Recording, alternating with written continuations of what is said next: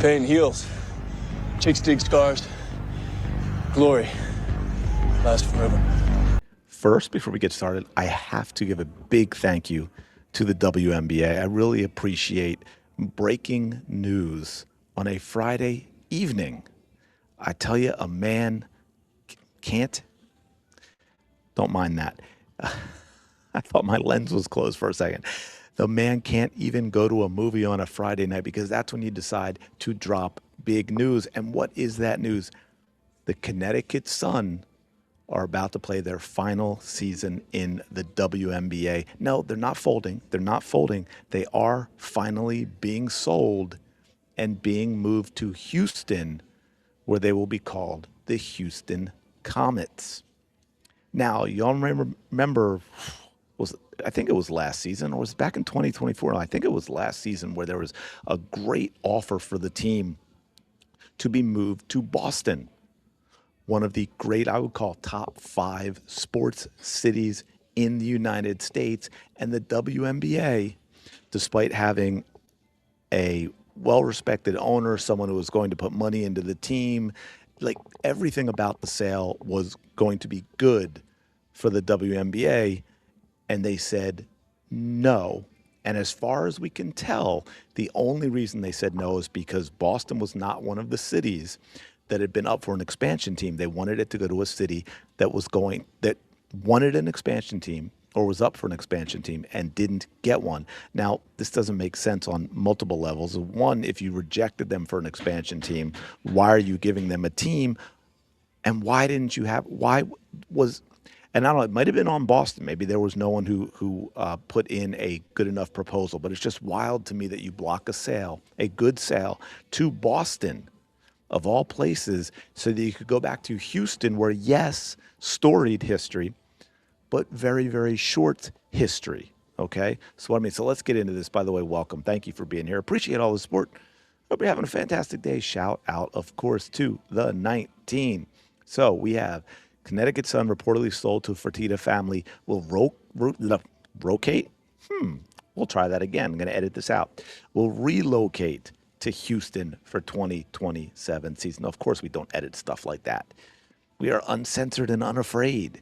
Anyway, the Houston Comets, for those who don't know, won 4 straight WNBA titles. The first 4 seasons of the league, 97 through 2000, and then they were gone in 2008. You know, they fell off, fans stopped going. So there wasn't the support to keep the team running. I just think that's important to keep in mind when Houston was chosen over Boston. So the Houston Comets are back. The Fertitta family, led by Houston Rockets owner Tillman Fertitta, reached a deal to purchase the Connecticut Sun for $300 million on Friday, according to ESPN's Alexa Philippou.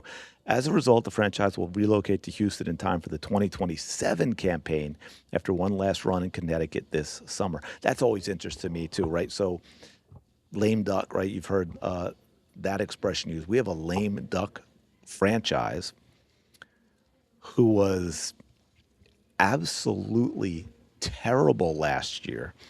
Now you have everyone's a free agent. I'm just curious. Now, maybe players are going to think ahead and they're like, oh, I'll suffer through Connecticut, because one of the things, I mean, look, again, Houston Rockets owner. So guess what? They're going to have world-class practice facilities. They're going to play in, I believe it's the Toyota Center, right? It's the current name. They all change so much now for money, but they're going to play in the same arena where the Houston Rockets play. Remember, there's a big deal in 2024, before the Sun played the Fever in the playoffs, about sharing half of like a middle school gym for practice, right? So night and day. So maybe there'll be players who sign a multi-year contract who will suffer through a season in Connecticut in order to be part of that in Houston, because otherwise, how does Connecticut attract 2 things this year? How do they attract free agents to the team to make them competitive, to set them up for 2027? And how do they draw fans? I mean, they play in a tiny, tiny arena anyway, but how do they draw fans? It's going to be interesting to see how things go for Connecticut from top to bottom. Roster, fan, like the whole 9 yards is going to be really, really interesting. So now I got ahead of myself. It says here the team will presumably play at the Toyota Center and share the arena with the Rockets. I can't imagine they wouldn't, with the same owners.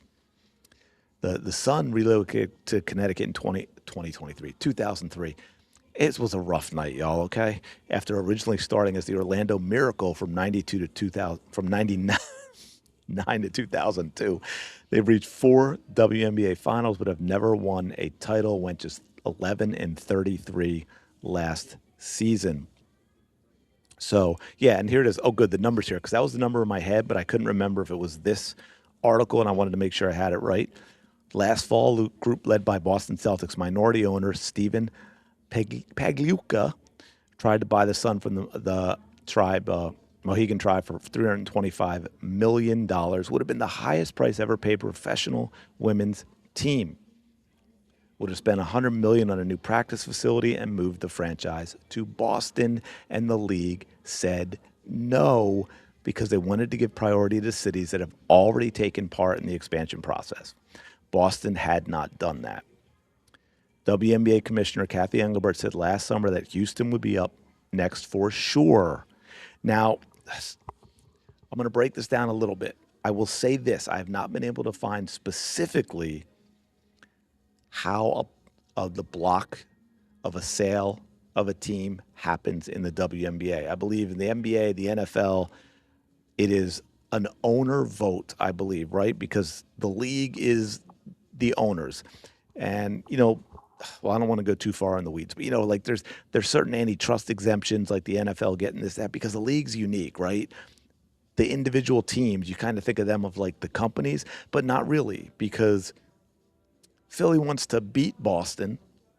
Philly doesn't want to literally put Boston out of business so that Boston doesn't exist anymore, right? Whereas Walmart would happily put Target out of business and vice versa. So, there are some things anyway, which is why this type of stuff usually goes to an owner vote.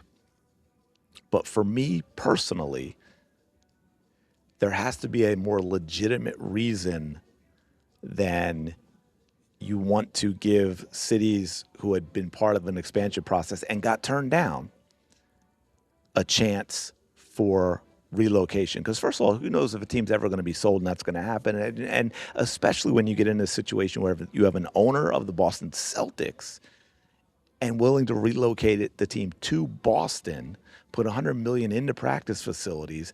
Boston, right? I mean, you've got Boston, Philly, New York, Chicago, St. Louis, some of the biggest, best sports cities in America. And the WNBA said, no, I don't get it.